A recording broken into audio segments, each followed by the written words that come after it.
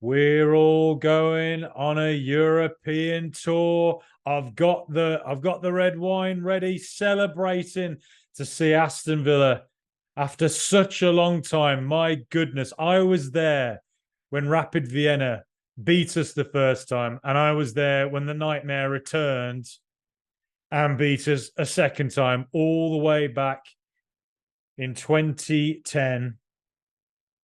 13 years. Europe finally came back to B6 to Villa Park, and Aston Villa beat Hibernian 3-0, 8-0 on aggregate. My goodness, doesn't it feel good to see the Villa doing things like this? Since the 5-1 against Newcastle, first day of the season, we've beaten Everton 4-0, Hibs 5-0, Burnley 3-1, and Hibs again 3-0.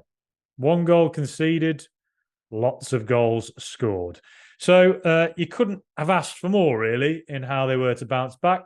There's been quite a few poor sides that played in there, yep. And Hibs, yeah, that's about as easy as a game you're going to get at Villa Park in Europe, probably. The financial disparity is huge, and there was a real golfing quality, obviously. But, I've said it before in this podcast, 10 years ago, Bradford turned up to Villa Park in the semi-finals of the Carabao Cup, and look what happens. Stevenage earlier this year, even when Unai Emery was manager, turned up to Villa Park.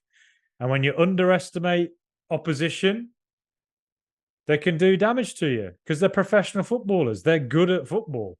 And if Premier League players turn up and just think, can't really be bothered today, and, not really at it, they can get caught out. And, that shows you the difference between the way we were in January to the way we are now. Back in January when we lost to Stevenage, and the way we are now, where we turn up and we just control a game and we don't really ever allow Hibs into it. Though, in fairness to them, I think they showed they're a better side than what they were in that 5-0. New management, I think, might just change the game for them a bit. In the first 15 minutes, they did actually cause a few problems. Olsen made a few really good stops through the night. A couple of shady moments with his feet, but a couple of good stops. And oh my goodness, red wine. I'm just thinking of all them European tours, thinking of all the red wine, the vintage reds I'm going to be drinking out there in Kazakhstan. And they do red wine in Kazakhstan, right? I don't know. But look, what else happened? Well, Jhon Durán. He's a lot of fun, isn't he? Jhon Durán is a really fun wild card of a player. I cannot work out if Jhon Durán is going to turn out to be the greatest striker on the planet, or if he's just an absolute wild card lunatic who's capable of absolute brilliance and moments of just pure chaos, human chaos. Chaos is a ladder, as Littlefinger said in Game of Thrones. Well, Littlefinger, you're wrong. Chaos is Jhon Durán. It wasn't a ladder, it's Jhon Durán. Jhon Durán is the ladder of chaos. But he just looks like a man who's so raw in ability, but my God, he looks like he's got a lot of ability, doesn't he? Real handful for defenders to cope with. He's so physical, and he just doesn't give up, does he? Does not give up. And, so there were signs tonight, and I think there have been signs actually before that against Everton as well, and a couple of times last season where when he got the ball with his back to goal, he actually held it up pretty well and brought other players into the game, which is, one of the key skills of a striker, really, one of the underestimated skills. And I think why being a striker is the hardest position on the pitch. That back to goal and holding it up is bloody hard to do, particularly when you got the toughest, best defenders in the world on your back, And I think tonight he showed some of that really well. But that run he made right at the start, lovely run through the sort of back four, I guess, of the Hibs defence, and a fantastic pass from Pau Torres, and a great finish from Jhon Durán. Mentioned Pau Torres there. I'm telling you, he's one of Aston Villa's most important attacking players this season. He just is. Oh no, I keep repeating myself ad nauseum. I'm like a madman, just repeating myself in the street. Oh no, who is this guy walking around with a sign? The end is nigh. I'm saying Pau Torres is inevitable because look, that was a classic example of it. Villa just pass and they pass and they're patient and the team will sit off you. And it feels like if a team tries to press you and run at you, kind of like Burnley did, you rip them apart just by outplaying them.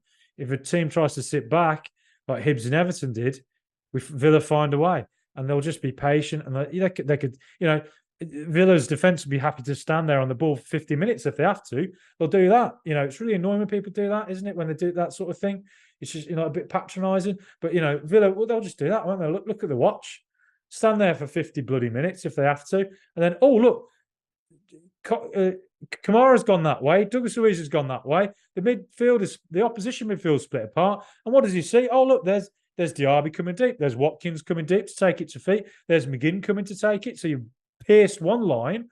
You've pierced the midfield's bypassed. But on this occasion, it wasn't anyone coming deep. It was Durán making a run in behind, and that fantastic pass from Torres. One of our most important attacking players, Pau Torres. And you can see totally why Unai Emery wanted to sign him. Absolutely wanted to sign him. And Clement Lenglet is coming in as backup for him. Clever. I love it. This club is so smartly run. Tony Gier and your weird tweets. Where are you? Remy Gard and your sort of non-entity presence. The bloody, I don't know, Randy Lerner when he gave up and couldn't be bothered and wrote a letter about how he couldn't be bothered anymore. Where is all this now? Villa are like a well-run club. What is this? Anyway, fantastic first goal. Really pleased for Durán now to have got a goal in Europe and a goal in the Premier League. And I still think he's raw, but I certainly think that we've seen enough that I think he might get a few goals this season now and cause some havoc in the Premier League on occasion. And that shot he took, towards the end of the game as well, when he did really well to get the ball and hit it so bloody hard. It reminded me of that shot he had against Man City at the Etihad last season, which hit the crossbar. He hit it. There's something there with him, isn't there? I don't know what it is. I don't know whether it's a genius or not, but there's something there. And then second goal, Pau Torres again, patient on the ball, waited for the gap to open up. Omari Kellyman came deep, like Diaby comes deep. Kellyman took the ball, turned. Intelligent thinking from Kellyman, good movement, good of him to know his awareness that he could turn, and just looks up and he's not greedy with it. Passes it, makes a simple pass out to Leon Bailey, and Bailey cuts inside and gets his third goal of the season, 2 against Hibs and 1 against Everton as well. So that's great to see, and lovely stuff from Kellyman. And Kellyman and Revan both played 90 minutes tonight, which is a great vote of confidence from Unai Emery. It's Unai Emery sending them a message, isn't it? That, you've done enough for me not to take you off. And to give them that experience of a full 90 minutes in front of a packed out Villa Park in a competitive game. You can't buy that. Those experiences are so crucial for young players. And for Kellyman and Revan to get it was fantastic. I think both of them did themselves a lot of favours. I think Revan, looked very solid tonight, very composed. The left back is a really tough position, at Villa because Moreno and Dean are, to get past those two is really hard. So maybe he'll get a loan. But at the same time, if he sticks around, who's to say he won't get more minutes as well? And he certainly did himself a lot of favours there. And, obviously a young player still learning, so plenty more to come from him. But Kellyman, with Kellyman, every time I've ever seen him in the youth team, in pre-season and now tonight, the vibe I get off him is a bit like when I saw Chukwuemeka, in that, youth players come through and some of them are really, really good. And some of them just look like they're born to play at this level. And Kellyman reminds me a little bit of Chukwuemeka in that you just kind of know there's something there. He reminds me as a profile of player, a little bit of Kai Havertz. Tall, languid, skillful, a player who, finds the right position and is willing to and able to turn. And a couple of moments, obviously that assist he got, but also the intelligence of him, to play that reverse pass to Leon Bailey.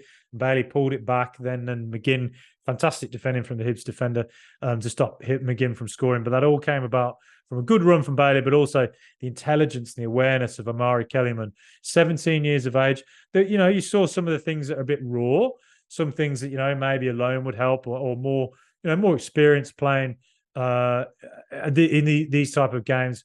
A couple of times he made the wrong pass, but look, 17 years of age, that's to be expected. And Unai Emery, he'll have loved what he saw from him tonight. I'm sure he would. And I'm sure, though, that he won't, be buttering him up and, telling him how brilliant he is. Instead, I'm sure that what Emery will do, because this is what great managers do, it's what great directors do in acting and whatever, they keep getting at you because they know there are levels you can get to that are, higher than what you're currently showing. And you keep saying, he'll say to him, look, you did this well tonight. Good on the assist, great reverse pass, but here's what you got wrong, and here's where you need to improve. Blah blah blah, that sort of thing, and it just keeps getting on. And so, for Kellyman to have that experience, Emery's coaching and the experience of playing tonight and having such positive moments that he had, fantastic. 17 years of age, 2005 he was born. He's younger than Mr. Brightside. He's younger than bloody Mr. Brightside from the Killers. Britney Spears' first CD came out in 6 years before he was born. I mean, this should be illegal. This isn't right. But there he is doing what he's doing. Isn't it amazing to see him and Revan getting that experience? Fantastic. And hopefully they get more experiences like this. Maybe there's loans in their future, but at the same time, maybe there's moments for them in the Premier League, Europe, and in cup competitions to come. Fantastic, innit? I bloody love supporting the Villa. And then the third goal, lovely stuff. Matty Cash on the score sheet again. Good free kick from Bailey. And Matty Cash, the man is inevitable. The man is he's like the Terminator. When Carl Reese says to Sarah Connor in Terminator in the car, and he's like, that Terminator absolutely will not stop ever until you are dead. Yeah, I mean, Matty Cash isn't going to kill people, I hope, but he will just be like the Terminator. That he will not stop until he scores. Because I tell you what, 3 goals now in 2 games. Who's to say he won't score again at Anfield? I think he's on course for 50 goals this season. Imagine if he did. Imagine that. He turned into bloody like prime Cristiano Ronaldo or something. My goodness, I'm dreaming of it now. That just is giddy. He looks so happy when he scores a goal as well. When he does something right, he's so giddy, so infectious. Such a happy-looking man. Oh, Matty Cash, what a great person. Handsome bloody prince that he is. He looks like a prince from a fantasy film, doesn't he? Anyway, I'm getting carried away here, but too much of this. But Liverpool on Sunday. Well, right. First, let's just say, fantastic to get through in Europe. Really convincing. 8-0, setting our stall out, aren't we? Sending the message to the rest of Europe in the Conference League that Villa ain't here to play around. Villa are here to get results and to do the business. And if you ain't up to it, we'll smash it, basically. So fantastic, brilliant, lovely stuff. And so onward to Sunday, Anfield. Can't wait. Very interesting. They have an incredible attack, don't they? They're going to cause us problems. They are going to cause us problems. But I tell you what, do you think Villa aren't going to cause them problems? Because I think we will. I talked about it at length the other day on a video I recorded 2 days ago. But I also talked about it at length with Neil Dunworth from For the Liverpool McGrath. That episode's out. Check that out, please. Please go watch it. Fantastic to talk to Neil. Such a knowledgeable, passionate Aston Villa fan and a lovely guy as well. So go and listen to that and listen to what we have to say about the Liverpool game. Because, I think fascinating encounter. And I think, my prediction, 3-2 either way. They're on a 14-game unbeaten streak. But who stopped their 7-game winning streak last season? We did. And who's to say we can't stop their unbeaten streak? But anyway, that's for another day. The draw's on Friday. Can't wait to see that. Plenty more to come. We'll have a little chat about that tomorrow. But until then, let me know what you think. Like, subscribe, __ the subscribe. I'll buy you one of these if you subscribe. I swear, if I see you around, you tell me you subscribe and I'll buy you one of them if I can afford it. Times are tough, cost of living and all that. But up the mighty Villa.